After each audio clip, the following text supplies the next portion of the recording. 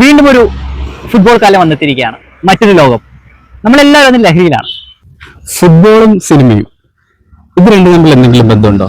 നിങ്ങൾ എല്ലാവരും കണ്ടിരിക്കേണ്ട മികച്ച 5 സിനിമകളെ നമ്മൾ ഈ ലക്കത്തിൽ പരിചയപ്പെടുത്തുകയാണ്. സിനിമാ നോട്ടത്തിന്റെ പുതിയ ലക്കത്തിലേക്ക് എല്ലാവരെയും ഞങ്ങൾ സ്വാഗതം ചെയ്യുന്നു. ഇന്നത്തെ ആദ്യത്തെ ചിത്രം ഒരു ഹംഗേറിയൻ ചിത്രമാണ്. സോൾട്ടാൻ ഫെബ്രി സംവിധാനം ചെയ്ത് 1961 പുറത്തിറങ്ങിയ 2 ഹാഫ് ടൈംസ് ഇൻ ഹെൽ. മനുഷ്യ ചരിത്രത്തിലെ ഏറ്റവും ഭീകരമായ ഒരു അധ്യായത്തെയാണ് ഈ ചിത്രത്തിൽ നമ്മൾ കാണുന്നത്. ഹിറ്റ്ലറുടെ നാസി കാലമാണ്. നാസികളുടെ പടയോട്ടത്തിന്റെ സമയത്ത് അവരുടെ തടവറയിൽ പെട്ടുപോയ ഒരു കൂട്ടം ഹംഗറിക്കാരായ സാധാരണക്കാരായ തൊഴിലാളികൾ അവർക്ക് ജീവിതത്തിനും മരണത്തിനുമിടയിൽ ഒരു ഫുട്ബോൾ മാച്ച് കളിക്കേണ്ടി വരികയാണ്. കാൽപന്ത് കളിയിലൂടെ ജീവിതം തിരിച്ചുപിടിക്കാനുള്ള ഒരു അവസാനത്തെ ശ്രമം. ജർമ്മൻ ഏകാധിപതിയായ ഹിറ്റ്ലറുടെ പിറന്നാളിനോടനുബന്ധിച്ച് ഒരു ഫുട്ബോൾ മത്സരം നടത്തപ്പെടുകയാണ്. ഈ മത്സരത്തിൽ ഒരു ഭാഗത്ത് ജർമ്മൻ പട്ടാളക്കാരാണെങ്കിൽ മറുഭാഗത്ത് സാധാരണക്കാരായ ഹംഗേറിയൻ തൊഴിലാളികളാണ്. ഒരു കണ്ടീഷനുണ്ട്, ടീമിൽ ജൂതന്മാർ പാടില്ല. ജൂതന്മാരില്ലാത്ത ആ തൊഴിലാളികളുടെ ടീമും പട്ടാളക്കാരുടെ ടീമും തമ്മിൽ കളിക്കുമ്പോൾ മരണമാണോ അതോ സ്വാതന്ത്ര്യമാണോ തങ്ങളെ കാത്തിരിക്കുന്നതെന്ന് ഇവർക്കറിയില്ല. ജീവിതത്തിനും മരണത്തിനുമിടയിലുള്ള ആ നൂൽപ്പാലത്തിൽ ഒരു കൂട്ടം സാധാരണക്കാരായ മനുഷ്യർ കാൽപന്തിനെ വിശ്വസിച്ച് രക്ഷപ്പെടാനാവുമെന്ന പ്രതീക്ഷയിൽ ഇറങ്ങുകയാണ്. ഈ കളി ജയിച്ചാലാണോ തോറ്റാലാണോ തങ്ങളെ മരണം വന്ന് കീഴ്പ്പെടുത്തുക എന്നവർക്കറിയില്ല. ആ അനിശ്ചിതാവസ്ഥയിൽ അവർ കൽപ്പന്തുമായി ഇറങ്ങുന്നതാണ് ഈ ചിത്രത്തിന്റെ ഏറ്റവും വലിയ പ്രത്യേകത. ഈ ചിത്രത്തിലെ ഏറ്റവും മനോഹരമായ ഒരു രംഗം എന്ന് പറയുന്നത് ഭക്ഷണമില്ലാതെ പട്ടിണി കിടന്ന് പീഡനം അനുഭവിക്കുന്ന ഈ സാധാരണക്കാരായ മനുഷ്യർക്ക് ഒരു കാൽപ്പന്ത് കിട്ടുന്ന ഒരു സീനുണ്ട്. അവരുടെ സന്തോഷം, പ്രതീക്ഷ, അതൊക്കെയാണ് ഈ ചിത്രത്തിനെ ഏറ്റവും അധികം മനോഹരമാക്കുന്നത്. 2 ഹാഫ് ടൈംസ് ഇൻ ഹെൽ ഏതൊരു സിനിമാ പ്രേമിയും ഏതൊരു ഫുട്ബോൾ പ്രേമിയും നിശ്ചയമായും കണ്ടിരിക്കേണ്ട ഒരു ചിത്രമായി മാറുന്നുണ്ട്. അടുത്ത ചിത്രം ഒരു മലയാള ചിത്രമാണ്. 2018 പുറത്തിറങ്ങിയ സുഡാനി ഫ്രം നൈജീരിയ. സംവിധാനം സക്കറിയ, എഴുതിയിരിക്കുന്നത് മൂസിൻ പരാരി. എന്തുകൊണ്ട് സുഡാനി മലയാളികൾക്ക് പ്രിയപ്പെട്ട ചിത്രമായി? ഒരുപാട് കാരണങ്ങളുണ്ട്.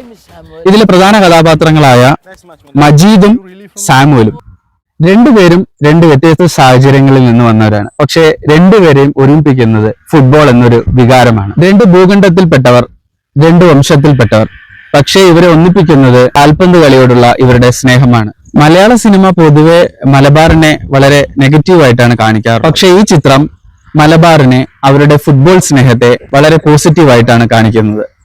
പ്രേക്ഷകനെ പിടിച്ചിരുത്തുന്ന ഒരുപാട് രംഗങ്ങൾ ഈ ചിത്രത്തിലുണ്ട്. അതിൽ പ്രധാനപ്പെട്ട ഒരു രംഗം മജീദും സാമുവലും തമ്മിൽ ജേഴ്സി കൈമാറുന്നതാണ്. ഫുട്ബോളിൽ ജേഴ്സി കൈമാറുക എന്ന് പറഞ്ഞു കഴിഞ്ഞാൽ പരസ്പരം എല്ലാം മറന്നുകൊണ്ട് സ്നേഹം കൈമാറുക എന്നാണ്. മലയാളിക്ക് അഭിമാനപൂർവ്വം അവതരിപ്പിക്കാൻ പറ്റുന്ന ഒരു സിനിമയാണ് ഫുട്ബോൾ സിനിമയായ സുഡാനി ഫ്രം നൈജീരിയ. അടുത്ത ചിത്രം ഒരു ഭൂട്ടാനീസ് ചിത്രമാണ്. 1999 പുറത്തിറങ്ങിയ ദ കപ്പ്. ഒരു ടിബറ്റൻ ലാമ കൂടിയായ ഖൈൻസെ നോർബു ആണ് സംവിധാനം.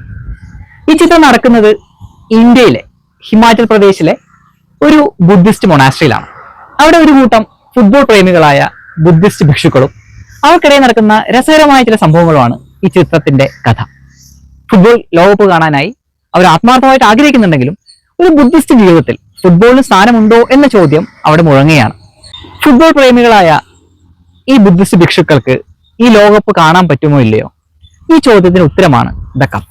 ഈ ചിത്രത്തിൽ വളരെ വിചിത്രമായ ചില കാഴ്ചകൾ നമ്മൾ കാണുന്നുണ്ട്. ഉദാഹരണത്തിന് റൊണാൾഡോ ഫാനായ, പോർച്ചുഗലിന്റെ റൊണാൾഡോ അല്ല, ബ്രസീലിന്റെ സാക്ഷാൽ റൊണാൾഡോ നസാരിയോ, അയാളുടെ 9ാം നമ്പർ ജേഴ്സി തന്റെ വസ്ത്രത്തിനുള്ളിൽ ഒളിപ്പിച്ചു നടക്കുന്ന ഒരു ബുദ്ധിസ്റ്റ് ഭിക്ഷുവിനെ നമുക്കിവിടെ കാണാൻ പറ്റും. 1998 ലോകകപ്പ് ഫൈനൽ കാണാൻ ഒരു TV തങ്ങളുടെ ആശ്രമത്തിൽ എത്തിക്കുക എന്നതാണ് ഈ കുട്ടി ബുദ്ധിസ്റ്റുകളുടെ ലക്ഷ്യം. മനുഷ്യ ജീവിതത്തിലെ വിജയത്തെയും പരാജയത്തെയും എല്ലാം സൂക്ഷ്മമായി പഠിക്കുന്ന ഒരു ഫിലോസഫിയാണല്ലോ ബുദ്ധിസം. ഈ ചിത്രത്തിൽ തന്നെ ഒരു ബുദ്ധിസ്റ്റ് ഗുരു ചോദിക്കുന്നുണ്ട്, ഈ കളി എന്തിനു വേണ്ടിയാണ്? അപ്പൊ ശിഷ്യൻ ഉത്തരം പറയുന്നു, ഇതൊരു കപ്പിന് വേണ്ടിയാണ്. ഒരു കപ്പിന് വേണ്ടിയോ എന്ന് പറഞ്ഞ് തന്നെ കഴിക്കുന്ന ചായക്കപ്പ് നോക്കുന്ന ബുദ്ധിസ്റ്റ് ഗുരുവിനെ നമുക്ക് കാണാനായിട്ട് സാധിക്കും. ഫുട്ബോൾ സിനിമകളുടെ കൂട്ടത്തിൽ എന്നെന്നും ഓർമ്മിക്കപ്പെടേണ്ട ഒരു ചിത്രമാണ് ദ കപ്പ്. അടുത്ത ചിത്രം 2006 പുറത്തിറങ്ങിയ ഇറാനിയൻ ചിത്രമായ ഓഫ് സൈഡ് ആണ്. ജാഫർ പനാഹിയാണ് സംവിധാനം. ഈ ചിത്രം ഇറാനിലെ സാമൂഹിക ജീവിതത്തെ തുറന്നു കാട്ടുന്ന ഒരു ചിത്രമാണ്. ഒരു കൂട്ടം പെൺകുട്ടികൾ ഒരു ഫുട്ബോൾ മാച്ച് കാണാൻ പോകുന്നതും അതുമായി ബന്ധപ്പെട്ട് അവർ നേരിടേണ്ടി വരുന്ന പ്രശ്നങ്ങളുമാണ് ഈ ചിത്രം നമ്മളോട് സംസാരിക്കുന്നത്. ഈ ചിത്രം എടുത്തതിന്റെ പേരിൽ ജാഫർ പനാഹിയെ ജയിലിലടക്കുകയും സിനിമയിൽ നിന്ന് വിലക്കുകയും ചെയ്തു. ഇറാനിലെ സ്ത്രീകൾക്ക് സ്റ്റേഡിയത്തിൽ പോയി ഫുട്ബോൾ മത്സരം കാണാനുള്ള അവകാശമില്ല. ഈ നിയമം ലംഘിച്ചുകൊണ്ട് ഒരു കൂട്ടം പെൺകുട്ടികൾ ആൺവേഷം കെട്ടി ഫുട്ബോൾ മത്സരം കാണാൻ പോകുന്നതും അതിനുശേഷം നടക്കുന്ന രസകരമായ സംഭവമാണ് ഈ ചിത്രം നമ്മളോട് പറയുന്നത്. ഒരുപാട് വിദേശ ഫിലിം ഫെസ്റ്റിവലുകളിൽ പ്രദർശിപ്പിച്ച ഈ ചിത്രം ഏതൊരു സിനിമാ പ്രേമിയും കണ്ടിരിക്കേണ്ട സിനിമകളിൽ ഒന്ന് തന്നെയാണ്. അടുത്ത ചിത്രം സ്പോർട്സ് കോമഡി വിഭാഗത്തിലേക്ക് പെടുത്താവുന്ന ഒരു ഹോളിവുഡ് ചിത്രമാണ്. 2002 പുറത്തിറങ്ങിയ ഗുരീന്ദർ ഛദ്ദ സംവിധാനം ചെയ്ത ബെൻഡ് ഇറ്റ് ലൈക്ക് ബെക്കാം.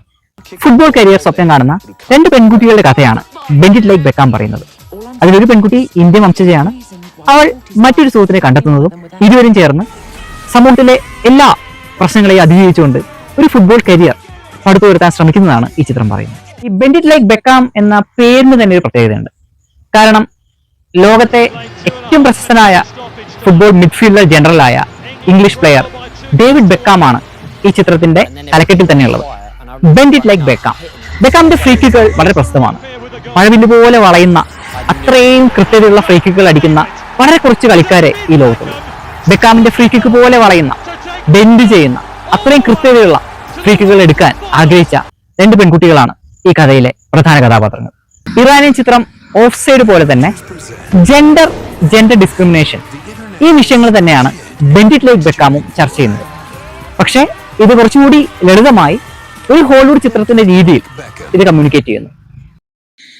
ഇതുവരെ നമ്മൾ പറഞ്ഞത് 5 ചിത്രങ്ങളെ പറ്റിയാണ്. പക്ഷേ ഒരു പ്രധാനപ്പെട്ട ഡോക്യുമെന്ററി കൂടി പറയാനുണ്ട്. ജെഫ് സിംബലിസ്റ്റും മൈക്കൽ സിംബലിസ്റ്റും ചേർന്ന് സംവിധാനം ചെയ്ത 2010 പുറത്തിറങ്ങിയ ദ 2 എസ്കോബാർസ് എന്ന ഡോക്യുമെന്ററിയാണത്. 2 എസ്കോബാർസ് എന്ന ഈ ഡോക്യുമെന്ററിയുടെ പ്രത്യേകത കൊളംബിയ എന്ന രാജ്യത്തെ എസ്കോബാർ എന്നു പേരായ 2 വ്യക്തികൾ എങ്ങനെ തമ്മിൽ കണക്ട് ആവുന്നു എന്നാണ് ഈ ചിത്രം കാണിക്കുന്നത്. അതിലൊരാൾ സുപ്രസിദ്ധ ഡ്രഗ് കാർട്ടൽ തലവനായിരുന്ന പാബ്ലോ എസ്കോബാർ ആണ്. മറ്റേയാൾ ഒരു ഫുട്ബോൾ കളിക്കാരനായ ആന്ദ്രേ എസ്കോബാർ. ഫുട്ബോൾ പിന്തുടർന്നവർക്ക് അറിയാം, 1994 അമേരിക്കയിൽ നടന്ന വേൾഡ് കപ്പിൽ ഒരു സെൽഫ് ഗോൾ അടിച്ചതിന്റെ പേരിൽ ആന്ദ്രേ എസ്കോബാറിനെ കൊളംബിയയിലെ ഒരു ബാറിൽ വെച്ച് ഒരു കൂട്ടം ക്രിമിനലുകൾ വെടിവെച്ച് കൊല്ലുകയായിരുന്നു. ആന്ദ്രയുടെ മരണവും പാബ്ലോ എന്ന ഡ്രഗ് കാർട്ടൽ തലവനുമായി വല്ല ബന്ധവും ഉണ്ടായിരുന്നോ? അതാണ് ഈ ഡോക്യുമെന്ററി അന്വേഷിക്കുന്നത്. ഏതൊരു സിനിമാ പ്രേമിയും നിശ്ചയമായും കണ്ടിരിക്കേണ്ട ഒരു ഡോക്യുമെന്ററിയാണ് ദ 2 എസ്കോബാർസ്. ഈ 5 സിനിമകളും ഈ ഡോക്യുമെന്ററിയും കാണാത്തവർ നിശ്ചയമായും കാണുമെന്നും നിങ്ങളുടെ അഭിപ്രായം ഞങ്ങൾ അറിയിക്കുമെന്നും പ്രതീക്ഷിക്കുന്നു. ഒരു കാര്യം കൂടിയുണ്ട്. ലോകകപ്പും ഫുട്ബോളും മനുഷ്യരെ ഒരുമിപ്പിക്കുമെന്നാണ് നമ്മൾ പഠിച്ചിട്ടുള്ളത്.